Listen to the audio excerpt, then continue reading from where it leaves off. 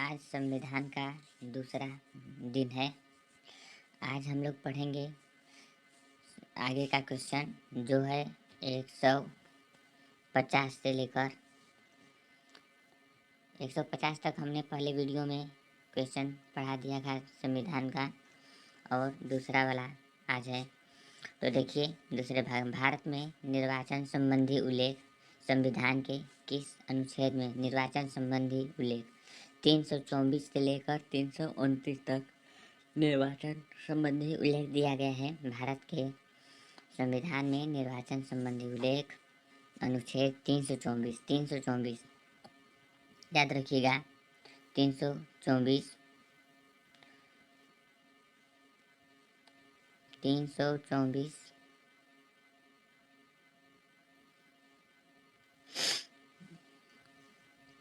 ठीक है। 324 से लेकर 329 तक भारतीय संविधान में संविधान संशोधन संबंधी उल्लेख भाग 20 में किया गया है। भाग 20 में किया गया है संविधान संशोधन संबंधी उल्लेख अनुच्छेद 368 में। भाग 20 अनुच्छेद 368 संविधान संशोधन से संबंधित अनुच्छेद और भाग हैं।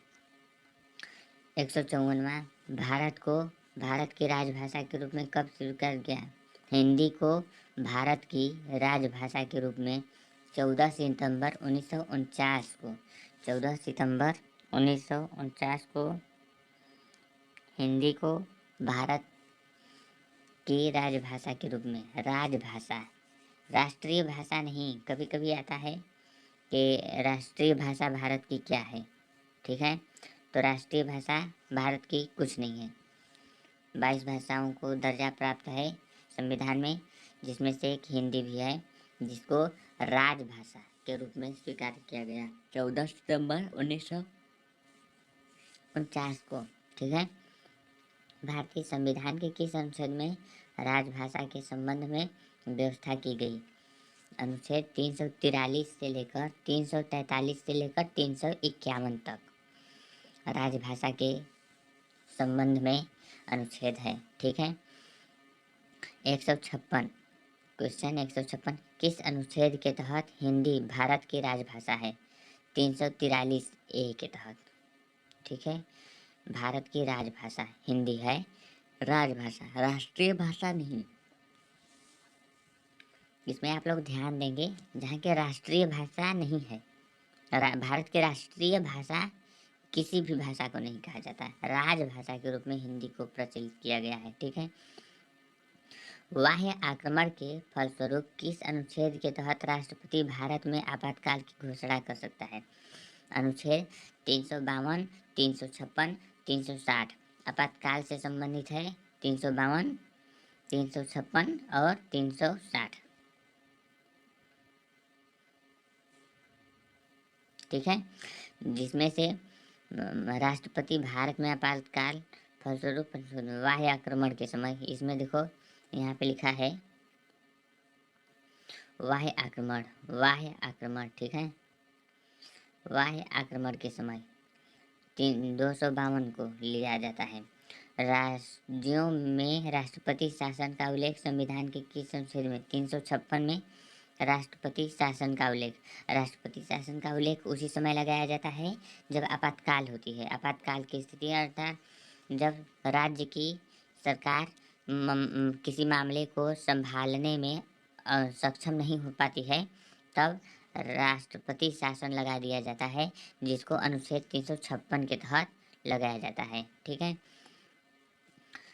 चलिए आगे चलते हैं।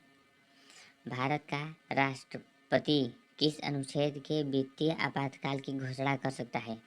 360 में दिया गया है वित्तीय आपातकाल। देखिए ये महत्वपूर्ण है, तीनों आपातकाल याद कर लीजिएगा।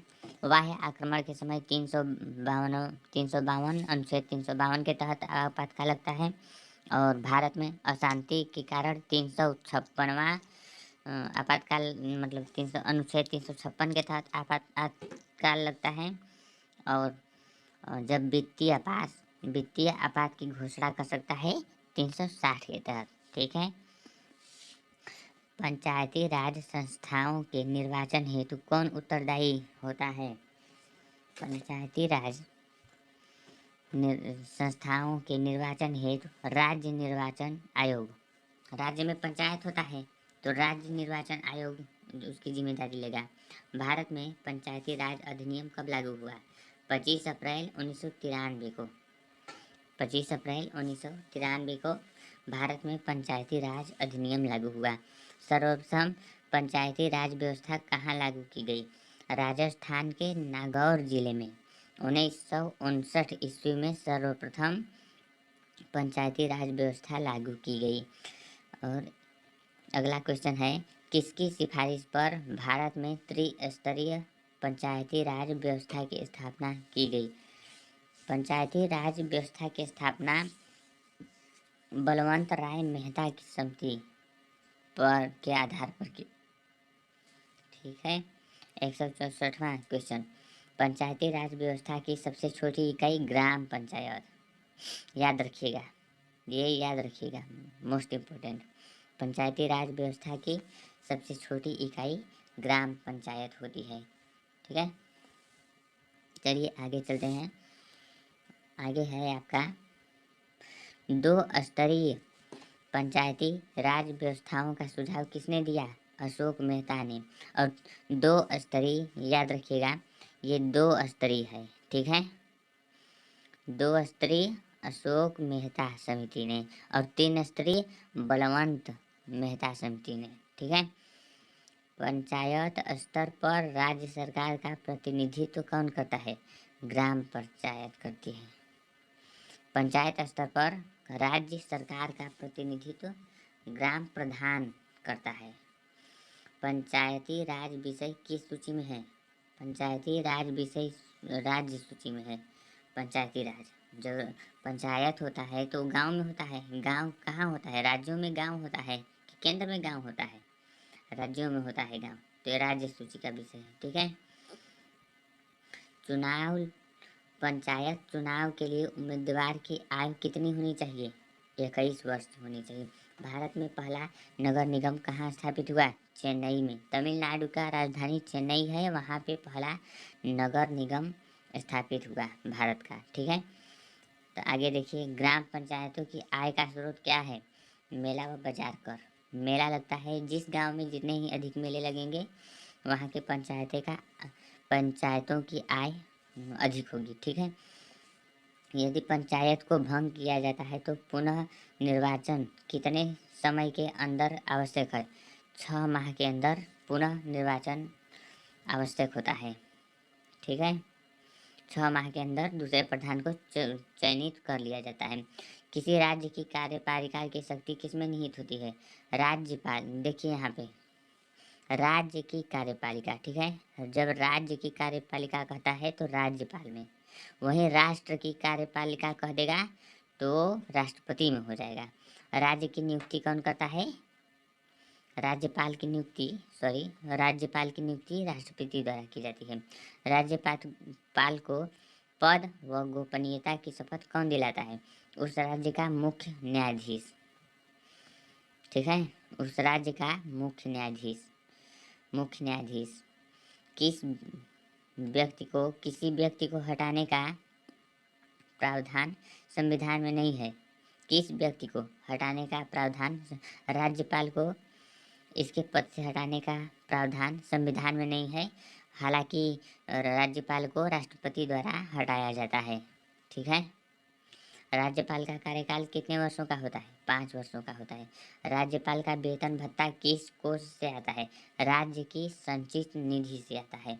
राज्य सरकार का संवैधानिक प्रमुख कौन होता है? राज्यपाल होता है। राज्यपाल पद हेतु न्यूनतम आयु कितनी होनी चाहिए? राज्यपाल बनने के लिए कम से कम 35 वर्ष आयु होनी चाहिए। ठीक है, ये राज्यपाल जो होता है राज्य सरकार का संवैधानिक प्रमुख होता है और राज्यपाल मुख्यमंत्री की नियुक्ति करता है। ठीक है, चलिए आगे चलते हैं। दोस्तों, मैं ये वीडियो आप ही लोगों के लिए बना रहा हूँ, ख़ास तौर से वो व्यक्ति जो जो अपना संविधान मतलब कि संविधान के प्रश्नों को जांचने के लिए मतलब तैयार करने के लिए पेपर में सबसे सरल क्वेश्चन आते हैं जो इस 500 के सीरीज में आपको मिल जाएंगे। अतः आपको चिंता नहीं करनी है और बार बार इसी क्वेश्चन को दोहरा करके जब भी समय मिले आपको देखते रहना है और वीडियो को लाइक और सब्सक्राइब कर देना है। ठीक है, लाइक वाले बटन पे दबाइएगा, प्लीज़ लाइक कर दीजिए। ठीक है, चलिए आगे चलते हैं। राज्यपाल अपना त्याग पत्र किसे दे सकता है? राष्ट्रपति को। राज्यपाल विधानसभा में कितने आंग्ल भारतीयों की नियुक्ति कर सकता है? राज्यपाल द्वारा विधानसभा में एक आंग्ल भारतीय को नियुक्ति कर सकता है। राज्यपाल सोने के पिंजरे में निवास करने वाली चिड़िया के समान है, ये वाक्य किसने कहा? सरोजिनी नायडू ने। क्या कहा सरोजिनी नायडू ने? राज्यपाल सोने के पिंजरे में निवास करने वाली चिड़िया के समान है। इसकी अनुमति के बिना राज्य की विधानसभा में कोई धन विधेयक पास नहीं हो सकता। राज्य की विधानसभा में, देखिए यहाँ पे लिखा है राज्य की विधानसभा में, न कि लोकसभा राज्यसभा में। ठीक है, तो राज्यपाल जब तक अनुमति नहीं देगा राज्य की विधानसभा में कोई भी धन विधेयक पारित नहीं किया जा सकता। राज्य सरकार को कौन भंग कर सकता है? राज्यपाल की सिफारिश पर राष्ट्रपति।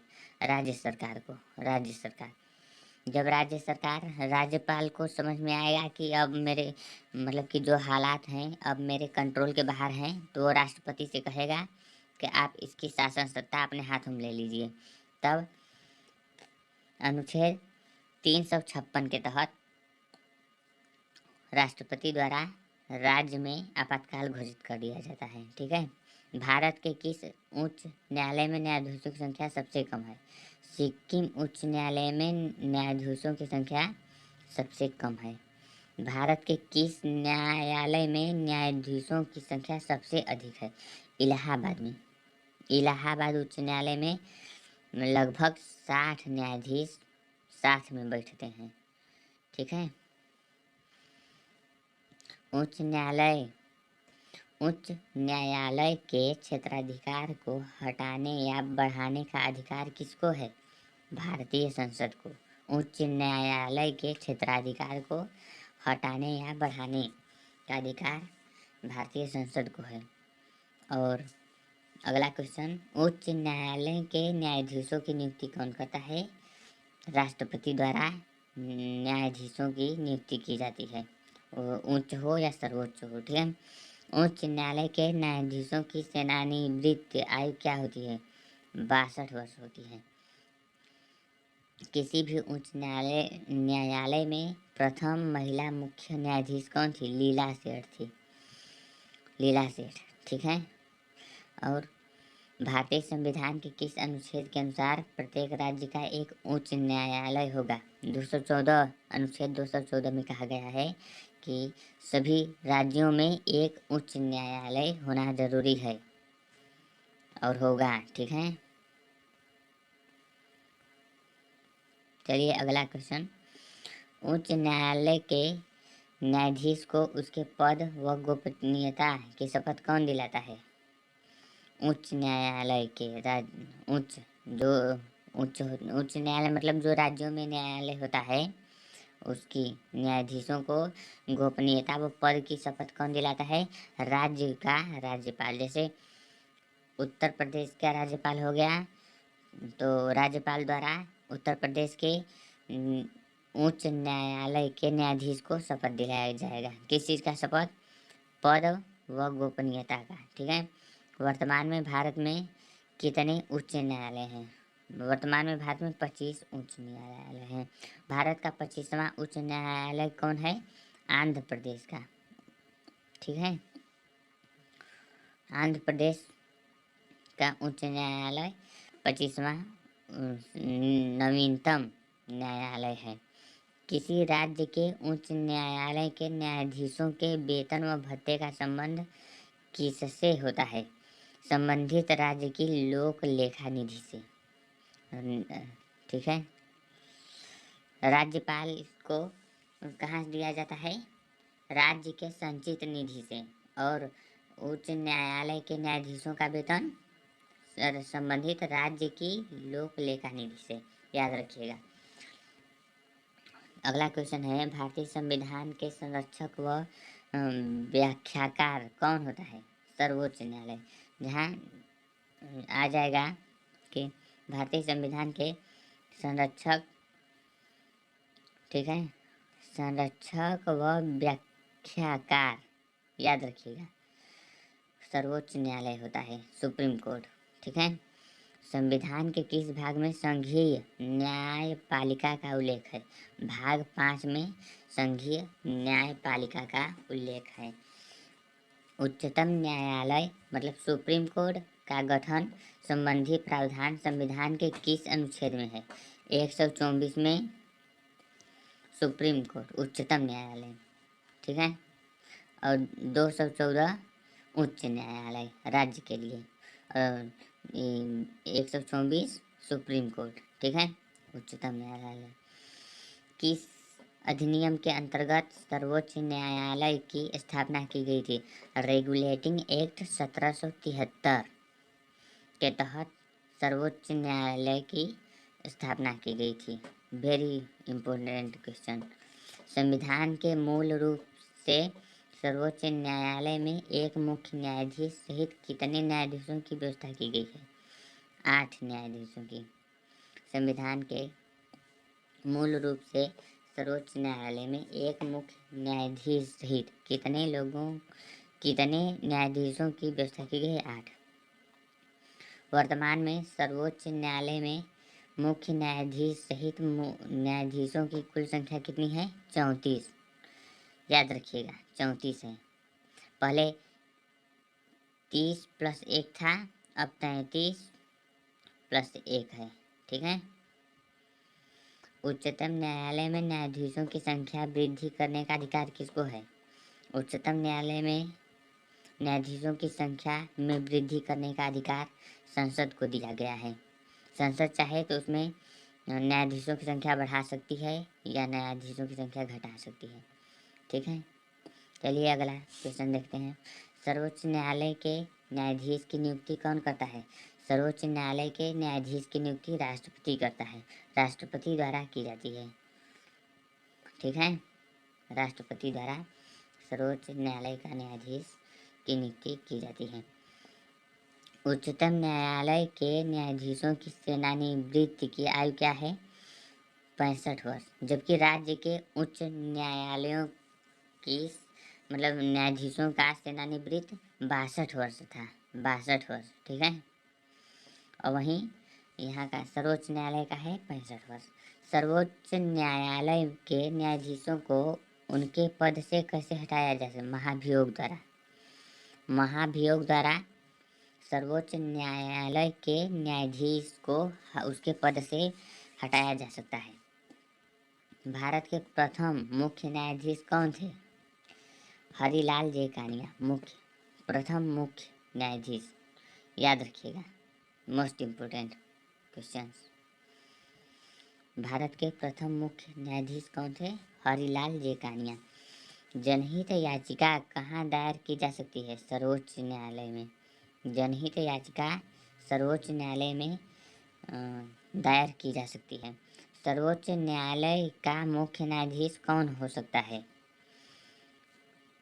जिसने कम से कम 10 वर्ष, ठीक है, जिसने कम से कम 10 वर्ष उच्च न्यायालय में वकालत की हो या 5 वर्ष उच्च न्यायालय में न्यायाधीश हो, या तो 10 वर्ष वकालत किया हो या 5 वर्ष वहाँ पे न्यायाधीश बन करके न्याय किया हो, वही सर्वोच्च न्यायालय का मुख्य न्यायाधीश बन सकता है, ठीक है। चलिए अगला क्वेश्चन। मौलिक अधिकार की रक्षा कौन करता है? सर्वोच्च न्यायालय मतलब सुप्रीम कोर्ट, ठीक है, मौलिक अधिकारों की रक्षा करता है। निर्वाचन आयोग का गठन किसके द्वारा किया जाता है? निर्वाचन आयोग का गठन राष्ट्रपति द्वारा किया जाता है। परिसीमन आयोग का अध्यक्ष कौन होता है? परिसीमन आयोग का अध्यक्ष मुख्य न्यायाधीश होता है। भारत के प्रथम मुख्य चुनाव आयुक्त कौन थे? डॉक्टर सुकुमार सेन थे। ठीक है, चलिए आगे चलते हैं। भारत में सार्वजनिक मताधिकार के आधार पर प्रथम चुनाव कब हुए? सन 1952 ईस्वी में। सन 1952 ईस्वी में भारत में सार्वजनिक मताधिकार के आधार पर प्रथम चुनाव हुए। ठीक है, भारत में पहली बार महिलाओं को मताधिकार कब प्राप्त हुआ? 1908 ईस्वी में। 1908 9 ईस्वी में, मतलब कि 1989 ईस्वी में पहली बार महिलाओं को अधिकार दिया गया कि आप भी वोटिंग कर सकती हैं, अर्थात मत का अधिकार उनको प्राप्त करवा दिया गया 1908-9 ईस्वी में। 1908-9 या 1989। ठीक है, यदि आपको मेरी वीडियो अच्छी लग रही हो तो कृपया लाइक और शेयर ज़रूर करें और सब्सक्राइब करना ना भूलें। प्लीज़ सब्सक्राइब करते रहें। निर्वाचन आयुक्त को पदच्युत डिसमिस्ड करने का अधिकार किसको है? निर्वाचन आयुक्त। मुख्य निर्वाचन आयुक्त को राष्ट्रपति द्वारा चूज किया जाता है और उसको हटाया भी जाता है। ठीक है, चलिए। लोकसभा तथा विधानसभा में किसी चुनावी प्रत्याशी की जमानत राशि कब जब्त कर ली जाती है? कम से कम 1/6 भाग वोट प्राप्त नहीं करने पर उसका लोकसभा या विधानसभा में चुनावी प्रत्याशी की जमानत राशि जब्त कर ली जाती है। चलिए अगला क्वेश्चन।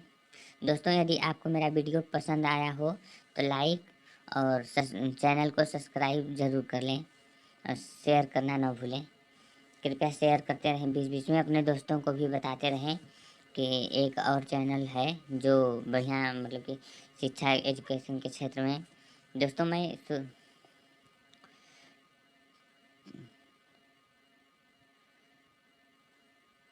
सॉरी, बफरिंग हो रहा था। चलिए अब सही हो गया है। चलिए आगे चलते हैं। मुख्य चुनाव आयुक्त की सेवानिवृत्त आयु कितनी होती है? 6 वर्ष या 65 वर्ष? मुख्य चुनाव आयुक्त की, देखिए, मुख्य चुनाव आयुक्त का सेवानिवृत्त, ठीक है, रिटायर होने, सेवानिवृत्ति का मतलब क्या समझ, रिटायर होने का समय 6 वर्ष या 65 वर्ष, याद रखिएगा। लोकसभा अध्यक्ष का चुनाव कौन करता है? लोकसभा सदस्य। लोकसभा सदस्य द्वारा लोकसभा के अध्यक्ष का चुनाव किया जाता है। लोकसभा अध्यक्ष अपना त्यागपत्र किसको देता है? लोकसभा अध्यक्ष अपना त्यागपत्र, ये त्यागपत्र वाली कहानी जरा बढ़िया ध्यान से समझिएगा। लोकसभा अध्यक्ष अपना त्यागपत्र लोकसभा उपाध्यक्ष को देता है। ठीक है, भारत के प्रथम लोकसभा अध्यक्ष कौन थे? जीवी मावलंकर। जीवी मावलंकर जी थे।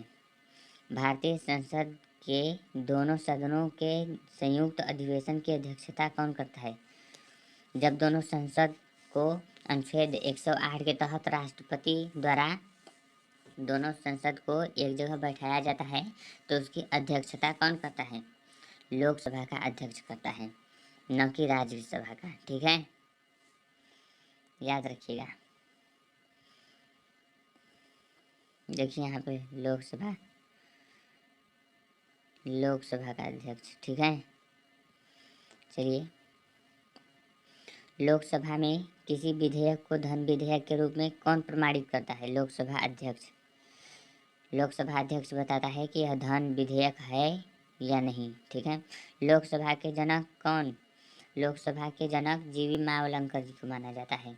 लोकसभा के अध्यक्ष या उपाध्यक्ष की अनुपस्थिति में लोकसभा की अध्यक्षता कौन करता है? लोकसभा का वरिष्ठ सदस्य। याद कीजिएगा, जब लोकसभा का अध्यक्ष और उपाध्यक्ष दोनों की अनुपस्थिति होती है तो लोकसभा की अध्यक्षता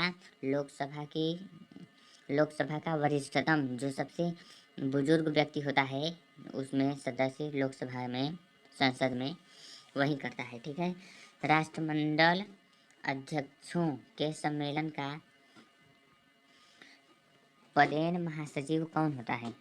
पदेन महासचिव लोकसभा महासचिव होता है। ठीक है, भारत की प्रथम महिला लोकसभा अध्यक्ष कौन थी? याद रखिएगा, most important question, Meera Kumar. Bharat की प्रथम महिला लोकसभा अध्यक्ष मीरा कुमार जी थी। ठीक है। भारत के प्रधानमंत्री की नियुक्ति कौन करता है? राष्ट्रपति द्वारा की जाती है। रुकिए, थोड़ा गड़बड़ा गया। अरे अरे, बड़ा हो जा। चलिए, इतना बहुत सफिशिएंट है। ठीक है। भारत के प्रधानमंत्री की नियुक्ति राष्ट्रपति द्वारा की जाती है, राष्ट्रपति द्वारा। और संघीय मंत्रिमंडल की बैठक का सभापति कौन होता है? प्रधानमंत्री होता है।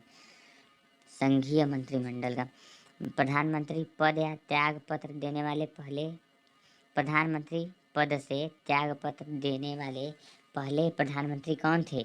मोरारजी देसाई थे, जिन्होंने सर्वप्रथम त्याग पत्र दे दिया था प्रधानमंत्री पद से। ठीक है। चलिए अगला क्वेश्चन, कौन से प्रधानमंत्री सबसे अधिक समय तक प्रधानमंत्री रहे? पता है?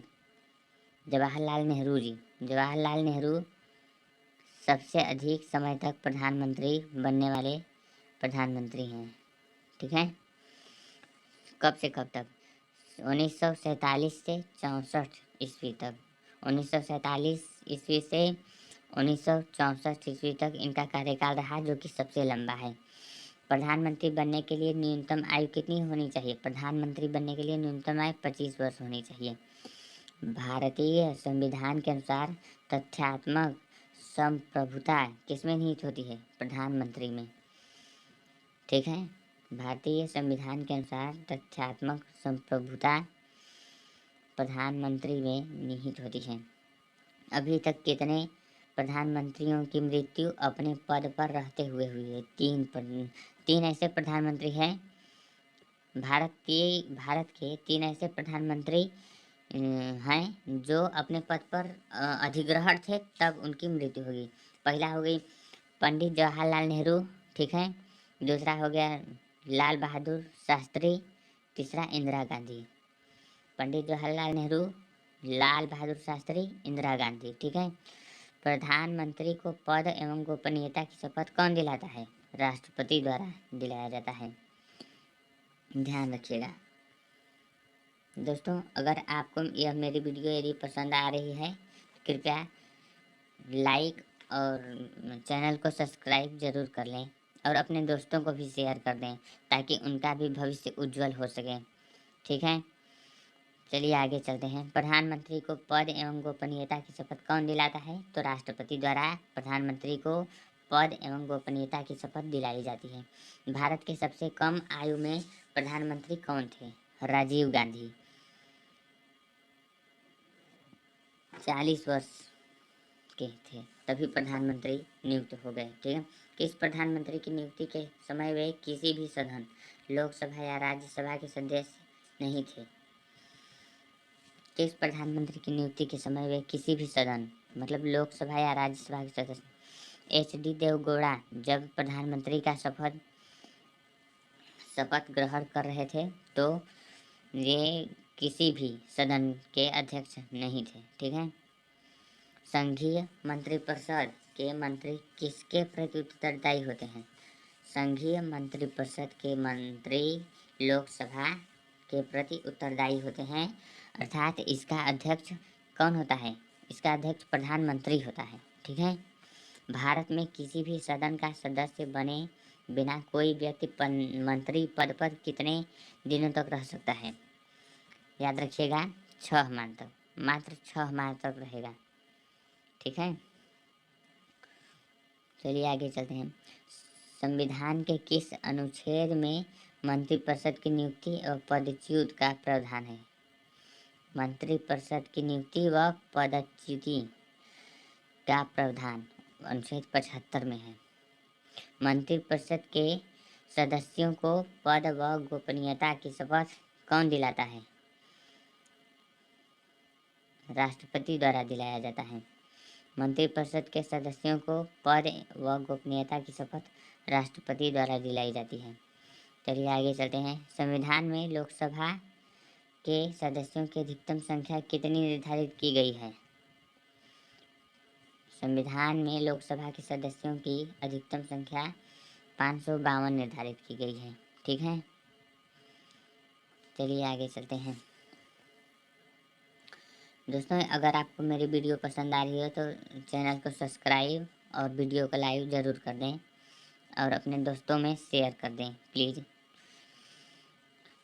चलिए, वर्तमान में लोकसभा में राष्ट्रपति कितने सदस्यों को एंग्लो इंडियन से मनोनीत कर सकता है? लोकसभा में राष्ट्रपति द्वारा दो को मनोनीत किया जाता है तथा राज्यसभा में 12 को मनोनीत किया जा सकता है। ठीक है, वर्तमान लोकसभा में प्रत्येक राज्य के लिए स्थानों को आवंटन किस पर आधारित है? 1971 पर।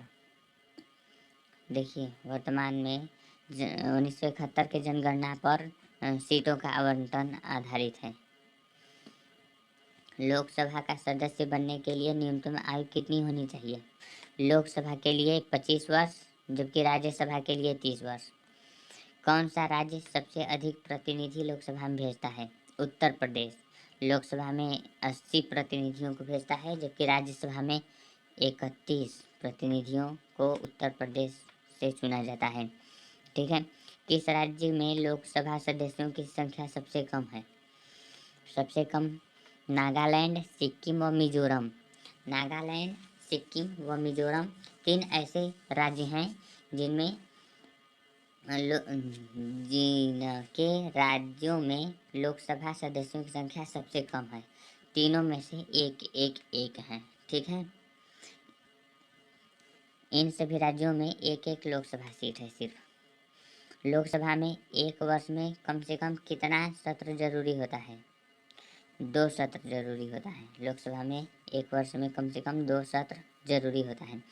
लोकसभा को कौन भंग कर सकता है? लोकसभा को राष्ट्रपति प्रधानमंत्री के सलाह पर भंग करता है। याद रखिएगा, प्रधानमंत्री नहीं भंग कर सकता है, राष्ट्रपति द्वारा भंग किया जाता है, लेकिन प्रधानमंत्री के सलाह पर।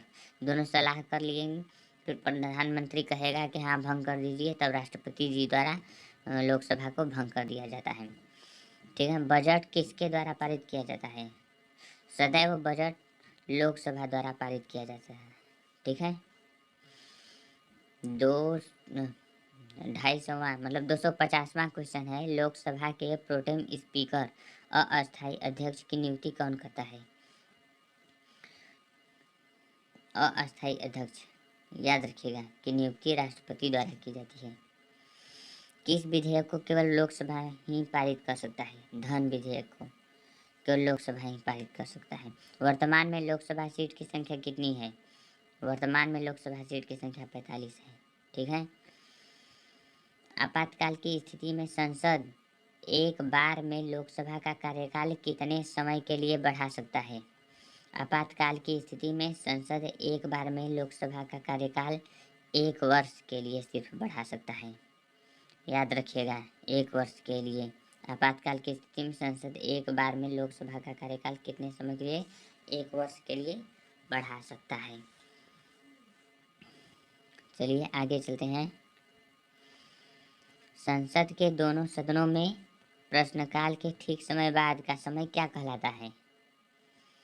संसद के दोनों सदनों में प्रश्नकाल के ठीक बाद का समय शून्यकाल के नाम से जाना जाता है। देखिए, शून्यकाल यही है। शून्यकाल पेपर में बहुत पूछता है, शून्यकाल की परिभाषा क्या होती है, या शून्यकाल किस समय को कहा जाता है? जब दोनों संसद का प्रश्नकाल की ठीक, जब प्रश्नकाल होता है उसके ठीक बाद का समय शून्यकाल होता है। ठीक है, वर्तमान में राज्यसभा सदस्यों की संख्या कितनी है? 245। हालांकि अधिकतम सीटें 250 हो सकती हैं। ठीक है, राज्यसभा के लिए प्रत्येक राज्य के प्रतिनिधियों का चुनाव कौन करता है?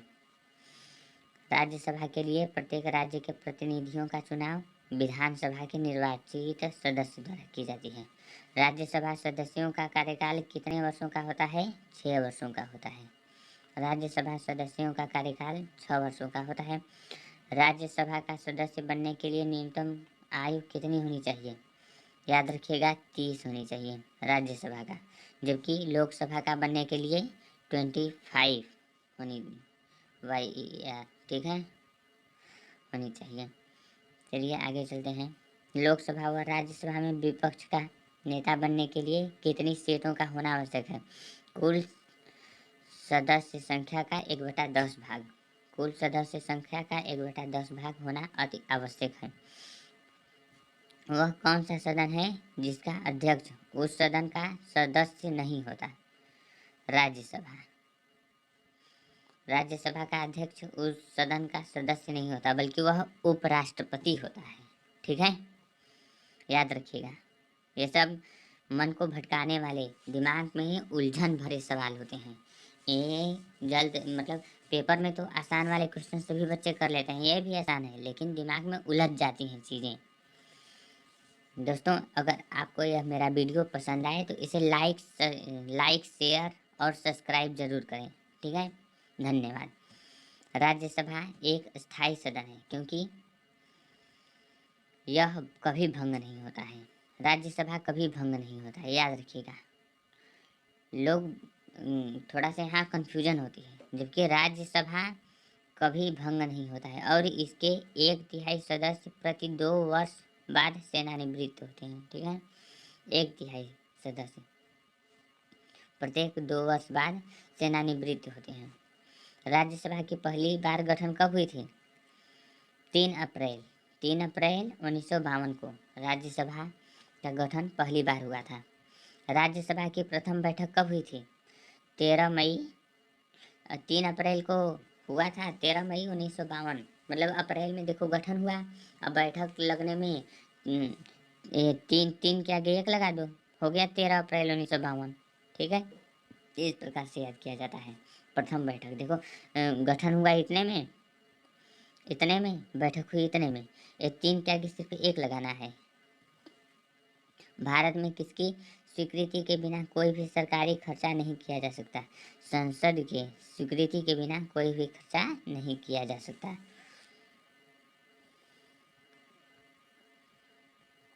दोस्तों, आप किसी भी एग्ज़ाम के लिए प्रिपरेशन कर रहे हो, आप किसी भी एग्ज़ाम की प्रिपरेशन कर रहे हो, तो आप इस चैनल को सब्सक्राइब जरूर कर लें।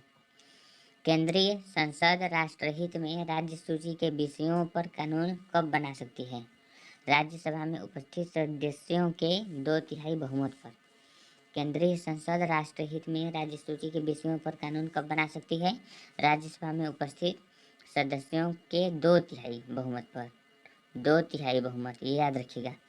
2/3 बहुमत रहेगा तभी केंद्रीय राज्य सूची के विषयों पर कानून बन सकता है। राज्यसभा की 2 बैठकों के मध्य समयांतराल कितना होना आवश्यक है?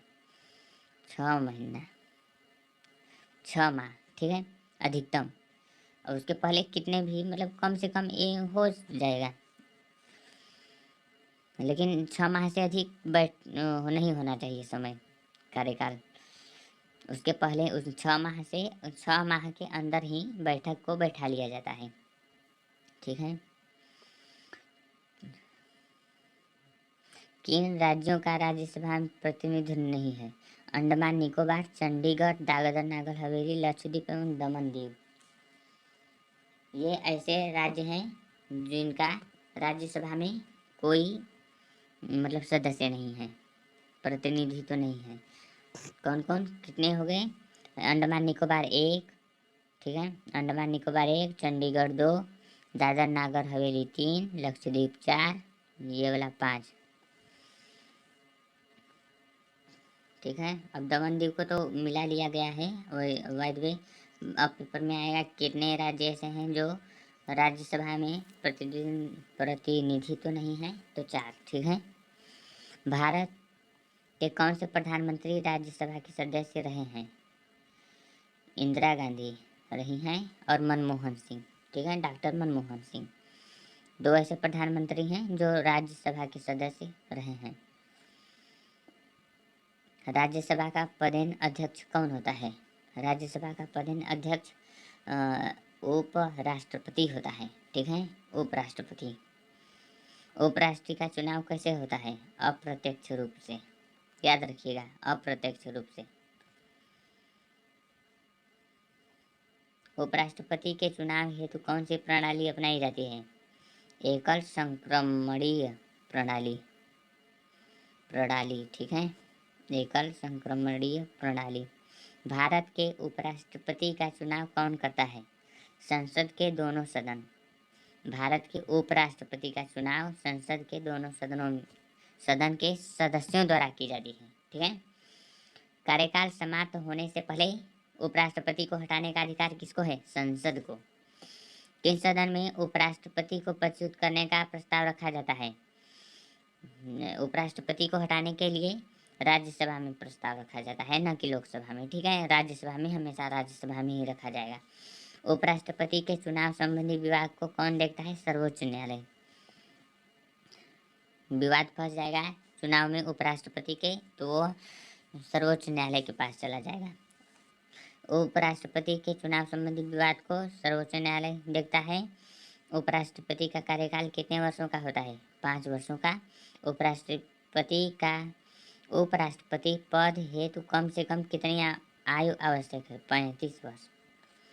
ठीक है, चलिए आगे चलते हैं। दोस्तों, यह वीडियो यदि आपको अच्छी लग रही हो तो लाइक और चैनल को सब्सक्राइब ज़रूर करें। दोस्तों को भी बताएं कि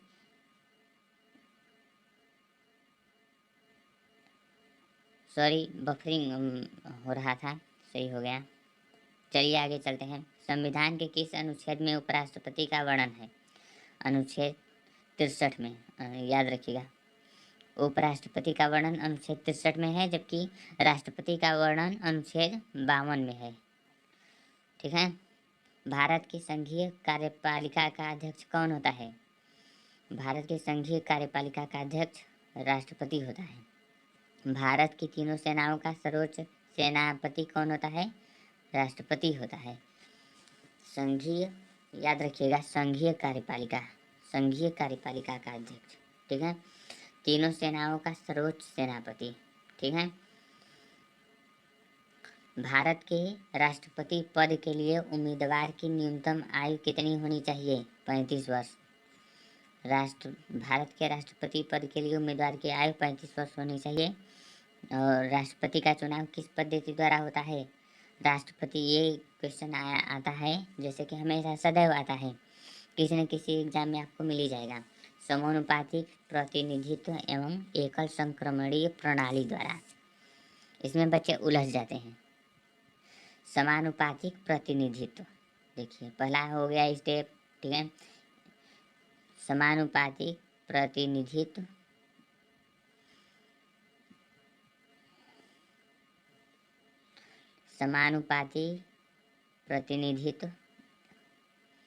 एवं एकल संक्रमणीय द्वारा। राष्ट्रपति को उनके पद से कैसे हटाया जाता है? संसद द्वारा महाभियोग चलाकर राष्ट्रपति को उनके पद से हटा दिया जाता है। चलिए आगे चलते हैं। राष्ट्रपति पर महाभियोग किस आधार पर लगाया जाता है? संविधान का अतिक्रमण करने पर। राष्ट्रपति का महाभियोग किस आधार पर लगाया जाता है? संविधान का अतिक्रमण करने। भारत के राष्ट्रपति को पद एवं गोपनीयता की शपथ कौन दिलाता है? भारत का मुख्य न्यायाधीश। भारत के राष्ट्रपति को ये देखिए, ये क्वेश्चन मस्त, ये सभी question very very important question हैं। 500 क्वेश्चन की सीरीज चल रही है और आपको इन्हीं क्वेश्चनों में से प्रत्येक एग्जाम में क्वेश्चन देखने को मिल जाएंगे। अतः इसे आप पेपर से पहले 2 बार या 3 बार ज़रूर रिपीट करके देख लें। राष्ट्रपति अपना त्यागपत्र किसे सौंपता है? उपराष्ट्रपति को। और उपराष्ट्रपति किसे सौंपेगा? राष्ट्रपति को। भारत के कौन से एकमात्र राष्ट्रपति निर्विरोध चुने गए थे? नीलम संजीव रेड्डी। याद रखिएगा, वेरी इंपॉर्टेंट क्वेश्चन। ठीक है। लोकसभा व राज्यसभा में राष्ट्रपति कुल कितने सदस्य मनोनीत कर सकता है? लोकसभा व राज्यसभा दोनों को संयुक्त रूप से पूछ रहा है तो 14। कैसे कि लोकसभा में देखिए 2 होता है और राज्यसभा में 12, टोटल मिलाकर के आ गया 14। ठीक है। भारत के राष्ट्रपति को कौन सलाह दे सकता है? संघीय मंत्रिपरिषद अर्थात लोकसभा। ठीक है। चलिए आगे देखते हैं। कौन सा एकमात्र व्यक्ति उच्चतम न्यायालय का मुख्याधीश रहते हुए भारत का कार्यवाहक राष्ट्रपति रहा? मोहम्मद हिदायतुल्लाह। ये मुख्य न्यायाधीश रहते हुए भारत का कार्यवाहक राष्ट्रपति रहा। ठीक है। किस विधेयक को राष्ट्रपति पुनर्विचार के लिए नहीं लौटा सकता? धन विधेयक को राष्ट्रपति पुनर्विचार के लिए नहीं लौटा सकता। चलिए, युद्ध अथवा बाहरी आक्रमण की स्थिति में आक्रमणकारी के विरुद्ध युद्ध की घोषणा कौन कर सकता है? राष्ट्रपति द्वारा की जाती है कि आक्रमण करें या न करें। ठीक है। भारत के राष्ट्रपति व उपराष्ट्रपति के अनुपस्थिति में कार्यभार कौन ग्रहण करेगा? भारत का सर्वोच्च न्यायालय के मुख्य न्यायाधीश जो रहेंगे वहीं, यदि राष्ट्रपति और उपराष्ट्रपति दोनों अपने पद से मतलब उपस्थित नहीं हैं, पद पे हैं लेकिन उस समय उपस्थित नहीं हैं, तो इनका कार्यभार सर्वोच्च न्यायालय का मुख्य न्यायाधीश को दे दिया जाता है कि आप ही संभालिए। ठीक है। चलिए आगे चलते हैं। भारत का राष्ट्रपति किसके द्वारा चुना जाता है? सांसदों व विधानसभा सदस्यों द्वारा। भारत का राष्ट्रपति किसके द्वारा चुना जाता है? सांसदों व विधानसभा सदस्यों द्वारा। भारत का कौन सा व्यक्ति लगातार 2 बार राष्ट्रपति बना? देखिए, most important question, doctor Rajendra Prasad. Doctor Rajendra Prasad. ठीक है। किसी भौगोलिक क्षेत्र को अनुसूचित क्षेत्र घोषित करने का अधिकार किसको है? राष्ट्रपति को है। भौगोलिक क्षेत्र को अनुसूचित क्षेत्र में घोषित करने का अधिकार। ठीक है। चलिए आगे चलते हैं। किसी राज्य में राष्ट्रपति शासन कितने समय के लिए रह सकता है? और किसी राज्य में राष्ट्रपति शासन मात्र 3 वर्ष के लिए रह सकता है, उससे ज़्यादा के लिए नहीं। भारतीय संविधान के अनुसार भारत में राष्ट्रपति राज्य का क्या होता है? राष्ट्रपति राज्य का संवैधानिक अध्यक्ष होता है। ठीक है। राष्ट्रपति पद रिक्त होने पर कितने समय में भरना आवश्यक है? 6 माह में। 6 माह में भर देना चाहिए। राष्ट्रपति का पद वैसे अकेला नहीं छोड़ा जाता है भारत में। ठीक है। राष्ट्रपति किस अनुसूची के विषय पर अध्यादेश जारी कर सकते हैं? संघ व समवर्ती सूची पर। राष्ट्रपति संघ व समवर्ती, न कि राज्य पे नहीं कर सकता अध्यादेश जारी, याद रखिएगा। संघ वाले पे कर सकता है और समवर्ती वाले पे कर सकता है, लेकिन राज्य वाले पे नहीं कर सकता। भारत के संघीय व्यवस्थापिका को किस नाम से जाना जाता है? भारत के संघीय व्यवस्थापिका को संसद के नाम से जाना जाता है। ठीक है। चलिए आगे चलते हैं। दोस्तों, अगर आपको मेरा वीडियो अच्छा लग रहा हो तो लाइक और सब्सक्राइब जरूर कर लें। भारतीय संसद का निर्माण कैसे होता है? भारतीय संसद का निर्माण होने में 3 लोगों का मतलब 3 चीज़ों का महत्वपूर्ण स्थान होता है। एक लोकसभा, राज्यसभा, राष्ट्रपति, तीनों के मिलने से भारतीय संसद का निर्माण होता है। ठीक है। संसद के किस सदन को प्रतिनिधि सभा कहा जाता है? प्रतिनिधि सभा। ठीक है। लोकसभा को प्रतिनिधि सभा। साधारण विधेयक से संबंधित गतिरोध को दूर करने के लिए संसद के दोनों सदनों की संयुक्त बैठक राष्ट्रपति द्वारा बुलाई जाती है। ठीक है। जैसे कोई बात उलझ गया, दोनों न तो राज्यसभा में उसका निर्णय हो पा रहा है न तो इसमें, तो दोनों के समन्वय को मतलब कि समानता स्थापित करने के लिए राष्ट्रपति द्वारा अनुच्छेद 108 के तहत दोनों सदनों की संयुक्त बैठक की जाती है। और संयुक्त बैठक में अध्यक्ष कौन होता है? उसका अध्यक्ष जब भी होगा संयुक्त बैठक का, तो लोकसभा का अध्यक्ष ही उसमें अध्यक्ष बनेगा। ठीक है। चलिए आगे चलते हैं। संसद के दोनों सदनों का सत्रावसान कौन कर सकता है? तो राष्ट्रपति द्वारा किया जाता है। संसदीय प्रणाली को कौन सी प्रथा भारत की देन है? शून्यकाल। संसदीय प्रणाली को कौन सी प्रथा भारत की देन है?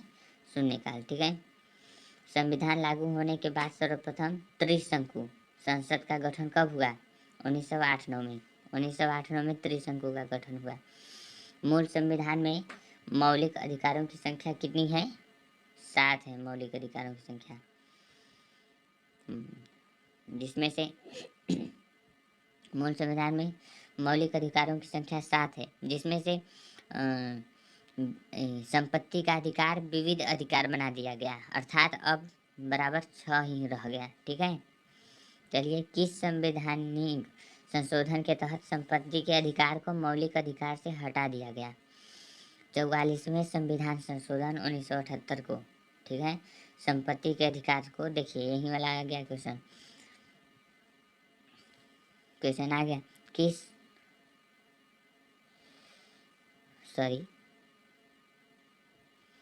ये देखिए, किस संशोधन के तहत संपत्ति के अधिकार को मौलिक अधिकार से हटा दिया गया?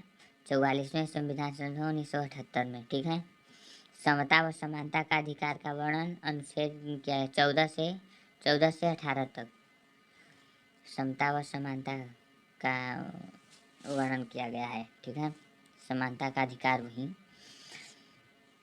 स्वतंत्रता का अधिकार का वर्णन किस अनुच्छेद में किया गया है? अनुच्छेद 19 से 22 तक। स्वतंत्रता 19, 20, 21, 22 4 है। ठीक है, और समता वाला जो आप ऊपर देखे हैं जो, वो कितना है? वो 5 है, क्योंकि उसमें लिया गया है 14 से 18, तो 14, 15, 16, 17, 18, 1, 2, 3, 4, 5। ठीक है, स्वतंत्रता में 4 है, 19, 20, 21, 22। ठीक है, शोषण के विरुद्ध अधिकार का उल्लेख किस अनुच्छेद में मिलता है? शोषण के विरुद्ध 23 से 24 तक मिलता है, शोषण, बच्चों का शोषण होना। ठीक है, धार्मिक स्वतंत्रता का अधिकार किस अनुच्छेद में मिले? 25 से 28 तक धार्मिक स्वतंत्रता दिया गया है। दोस्तों, अगर आपको यह मेरी वीडियो पसंद आ रही हो तो लाइक और सब्सक्राइब जरूर करें। 314वां प्रश्न। ठीक है, संस्कृति और शिक्षा संबंधी अधिकार का उल्लेख संविधान के किस अनुच्छेद में है? 29 और 30 में। 29 और 30 में संस्कृति और शिक्षा संबंधी, नोट करिएगा इसको। ठीक है, सभी क्वेश्चन इम्पोर्टेंट हैं, लेकिन उसमें से जो मुख्यतः आते हैं बहुत क्वेश्चन, मतलब 500 का सीरीज ना आप लोग यदि पढ़ लेंगे तो आपको इससे बाहर कुछ पढ़ने की आवश्यकता नहीं है किसी भी एग्जाम के लिए, मतलब छोटे लेवल का किसी भी एग्जाम के लिए, IAS PCS में नहीं। ठीक है, चलिए, अच्छा, चलते हैं आगे। 315वां क्वेश्चन, संवैधानिक उपचारों का अधिकार का वर्णन किस अनुच्छेद में? अनुच्छेद 32 को संवैधानिक उपचारों का अधिकार कहा जाता है। ठीक है, डॉक्टर भीमराव अंबेडकर ने भारतीय संविधान के किस अनुच्छेद को संविधान का आत्मा कहा है? डॉक्टर भीमराव अंबेडकर द्वारा अनुच्छेद 32 को संविधान की आत्मा कहा गया है। संविधान के किस अनुच्छेद के तहत राष्ट्रपति देश का संवैधानिक प्रधान होता है? अनुच्छेद 52 के तहत राष्ट्रपति देश का संवैधानिक प्रधान होता है। किस समिति की अनुशंसा पर 42वें संशोधन 1976 द्वारा मौलिक कर्तव्य को भारतीय संविधान में जोड़ा गया? बताइए, सरदार स्वर्ण सिंह समिति के द्वारा। चलिए दोस्त, आगे चलते हैं। भारतीय संविधान में मौलिक कर्तव्यों की संख्या कितनी है? 11। पहले 10 था, अब 11 हो गया। ठीक है, भारतीय संविधान के किस अनुच्छेद में कहा गया है कि भारत का एक महान्यायवादी होगा? अनुच्छेद 76 में कहा गया है, अटॉर्नी महान्यायवादी मतलब अटॉर्नी जनरल ऑफ इंडिया। ठीक है, कौन संसद के किसी भी सदन का सदस्य नहीं रहते हुए दोनों सदनों की कार्यवाही में भाग ले सकता है? अटॉर्नी जनरल ऑफ इंडिया, मतलब भारत का महान्यायवादी एक ऐसा व्यक्ति होता है जो संसद की किसी भी सदन का सदस्य नहीं रहते हुए दोनों सदनों की कार्यवाही में भाग ले सकता है। ठीक है, चलिए तब आगे चलते हैं। दोस्तों, मेरे प्रिय भाइयों एवं बहनों, आगे पढ़ते हैं और जल्दी जल्दी सिलेक्शन लेते हैं और मोतीचूर का लड्डू खाएंगे और घर वालों को भी खिलाएंगे। चलिए ठीक है, आगे बढ़ते हैं। भारत के महान्यायवादी की नियुक्ति कौन करता है? राष्ट्रपति। राष्ट्रपति द्वारा भारत के महान्यायवादी की नियुक्ति की जाती है। भारत सरकार का सर्वप्रथम विधि अधिकारी कौन होता है? भारत का महान्यायवादी होता है। भारत सरकार का सर्वप्रथम विधि अधिकारी कौन होता है दोस्तों? तो भारत का महान्यायवादी होता है। भारत के महान्यायवादी का कार्यकाल कितने वर्ष का होता है? आप लोग बताइए, भारत के महान्यायवादी का कार्यकाल कितने वर्षों का होता है? राष्ट्रपति जब तक चाहे तब तक होता है उसका कार्यकाल, कोई निश्चित नहीं है। ठीक है, तो चलिए आगे चलते हैं। 350 कर देते हैं, ठीक है। 325वां क्वेश्चन है, राज्य का सर्वोच्च कानून अधिकारी कौन होता है? महाधिवक्ता होता है। राज्य का सर्वोच्च कानून अधिकारी महाधिवक्ता होता है। राज्य का महाधिवक्ता, याद करिएगा। याद करिएगा, क्या याद करना है? यही याद करना है। राज्य का सर्वोच्च अधिकारी, ठीक है। राज्य का सर्वोच्च कानून अधिकारी कौन होता है? महाधिवक्ता होता है। भारतीय संविधान के किस अनुच्छेद में राज्य का महाधिवक्ता की व्यवस्था की गई है? अनुच्छेद 165 में। अनुच्छेद 165 में, ठीक है। राज्य के महाधिवक्ता की नियुक्ति किसके द्वारा की जाती है? राज्य का है ना, तो राज्यपाल द्वारा किया जाएगा। ठीक है। भारत संविधान के किस अनुच्छेद में राज्य के महाधिवक्ता की व्यवस्था की गई है? अनुच्छेद 165 में, ठीक है। याद रखिएगा, भूलिएगा मत। महाधिवक्ता का कार्यकाल कितने वर्षों का होता है?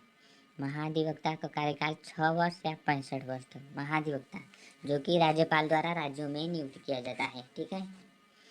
भारतीय नियंत्रण एवं महालेखा परीक्षक का उल्लेख संविधान के किस अनुच्छेद में किया गया है? अनुच्छेद 148 से 151 तक। चलिए आगे चलते हैं। भारतीय नियंत्रण एवं महालेखा परीक्षक, याद रखिएगा, अनुच्छेद 148 से 151 तक। कौन सा अधिकारी सेना निवृत्ति होने के बाद भारत सरकार के अधीन कोई भी पद धारण नहीं कर सकता? महाधिवक्ता, ठीक है। कौन सा अधिकारी सेवानिवृत्ति होने के बाद भारत सरकार के अधीन कोई भी पद धारण नहीं कर सकता? महाधिवक्ता। भारत की न्याय व्यवस्था किस प्रकार की है? इकहरी और एकीकृत। इकहरी और एकीकृत। भारत की न्याय व्यवस्था इकहरी और एकीकृत। राज्य विधानमंडल का उच्च सदन कौन सा होता है? विधान परिषद, याद रखिएगा। विधान परिषद राज्य विधानमंडल का उच्च सदन होता है। विधान परिषद और विधानसभा दो होते हैं, जिसमें से विधान परिषद को उच्च माना जाता है और विधानसभा को लो माना जाता है, निम्न, ठीक है। विधान परिषद के सदस्यों की संख्या उस राज्य के विधानसभा के सदस्यों की संख्या की कितनी होती है? 1/3। विधान परिषद के सदस्यों की संख्या उस राज्य के विधानसभा के सदस्यों की संख्या की 1/3 होती है। किसी भी अवस्था में विधान परिषद के सदस्यों की संख्या कम से कम कितना होना आवश्यक है? 40 होना। किसी भी अवस्था में विधान परिषद के सदस्यों की संख्या कम से कम कितना होना आवश्यक है? 40। वर्तमान में भारत के कितने राज्यों में विधान परिषद है? 7 राज्यों में। 7 राज्यों में था। अब ये वाला गलत है। अब 6 राज्यों में, क्योंकि जम्मू कश्मीर हट गया ये, ठीक है। उत्तर प्रदेश, कर्नाटक, महाराष्ट्र, आंध्र प्रदेश और तेलंगाना, ठीक है।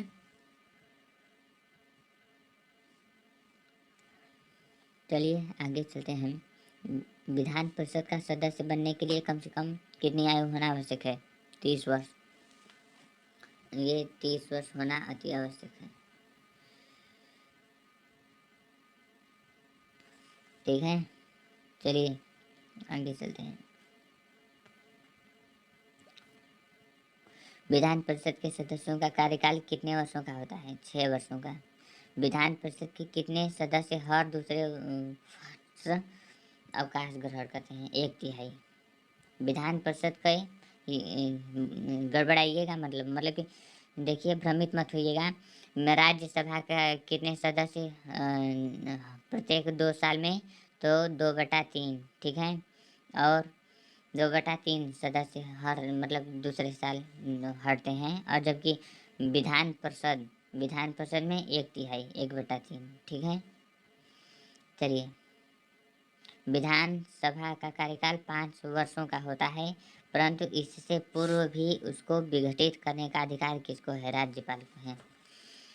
किसी भी राज्य की विधानसभा में अधिक से अधिक कितने सदस्य हो सकते हैं? 5 सदस्य हो सकते हैं, ठीक है।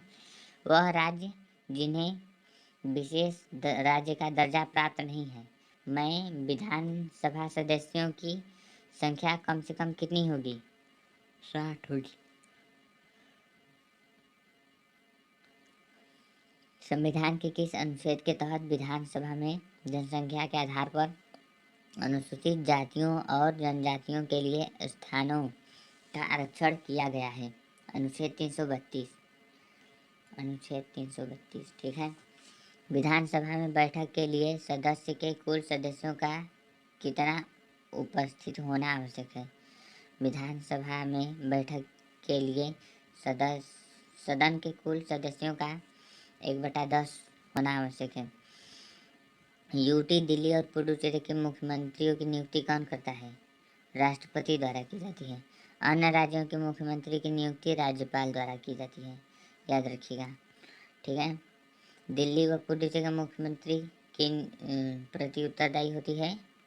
जैसे किसी राज्य का हो गया तो वो राज्यपाल के प्रति उत्तरदायी होता है, और दिल्ली और पुडुचेरी के मुख्यमंत्री राष्ट्रपति के प्रति उत्तरदायी होते हैं। राष्ट्रीय जलमार्ग, परिवार नियोजन, जनसंख्या नियंत्रण और समाचार पत्र, कारखाना, शिक्षा, आर्थिक तथा सामाजिक योजना आदि विषय किस सूची के अंतर्गत आते हैं? समवर्ती सूची के अंतर्गत आते हैं। चलिए दोस्तों, तो आज का वीडियो यहीं पे समाप्त करते हैं। और जिसने चैनल को सब्सक्राइब नहीं है, कृपया लाल बटन दबाकर सब्सक्राइब जरूर करें, ठीक है। चलिए मिलते हैं दूसरे दिन। Thank you.